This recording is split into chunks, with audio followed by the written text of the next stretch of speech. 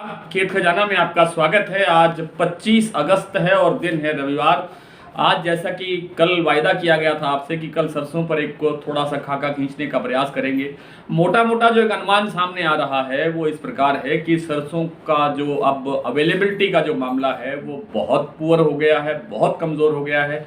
लगता नहीं है। मैंने बहुत से आज किसानों से बात करी, बहुत से व्यापारियों से बात करी, चारों तरफ ज़्यादातर बातचीत राजस्थान के हिस्से में हुई क्योंकि राजस्थान सबसे बड़ा सरसों उत्पादक प्रदेश है।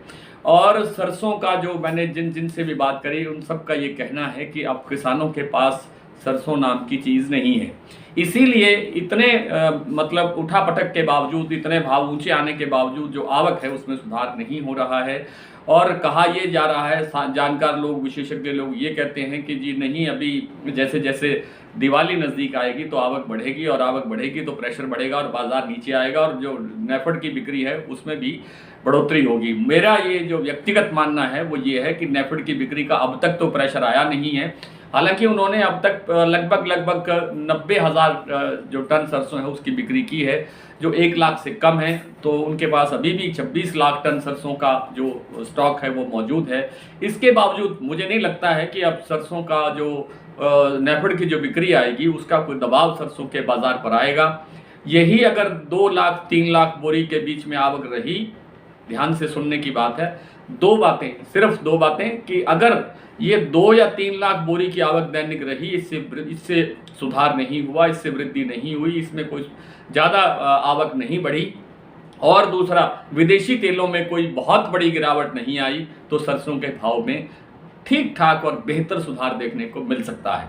जो आज भाव भरतपुर मंडी का हम 5800 के आसपास आप देख रहे हैं, इस भाव में मुझे 200-300 रुपये का सुधार 15 दिन के अंदर दिखाई देता है। कंडीशन वही है, अगर विदेशी तेलों में कोई बहुत बड़ी गिरावट नहीं आई और दैनिक आवक नहीं बढ़ी। किसी एक बात को पकड़ कर बैठने की ज़रूरत नहीं है कि आपने कहा था जी 15 दिन के अंदर भाव 300 बढ़ जाएगा। उसके पीछे कारण क्या होंगे वो देखने पड़ेंगे। कारण अगर विदेशी तेलों में कोई मंदा आता है, कोई बड़ी गिरावट आती है जिसकी संभावना बहुत कम है और दैनिक आवक बढ़ के 5-6 लाख बोरी हो जाती है, तो ये भाव बाजार यहाँ से नीचे भी जा सकता है। जो 5800 है जो 5650 भी जा सकती है। लेकिन स्थितियां अगर अनुकूल रही, जैसा मैंने पहले बताया, तो बाजार के अंदर सरसों में 200-300 रुपये की बढ़ोतरी होने की प्रबल संभावना दिखाई देती है। कुछ लोग चना के बारे में पूछते हैं, तो चना की स्थिति ये है, अभी हम 8,000 के लेवल पे खड़े हैं, लेकिन कल बाजार 100 रुपये शाम को टूटा है। 7,900 रुपये जयपुर लाइन का भाव आ गया है। लगता ये है कि जो बाजार है अभी ये कुछ कह सकते हैं कि मुनाफा वसूली के कारण थोड़ा दबाव आया है। मुनाफा वसूली और होनी भी चाहिए, इस लेवल पर आकर के भी अगर मुनाफा वसूली नहीं आती है तो वो उचित नहीं है।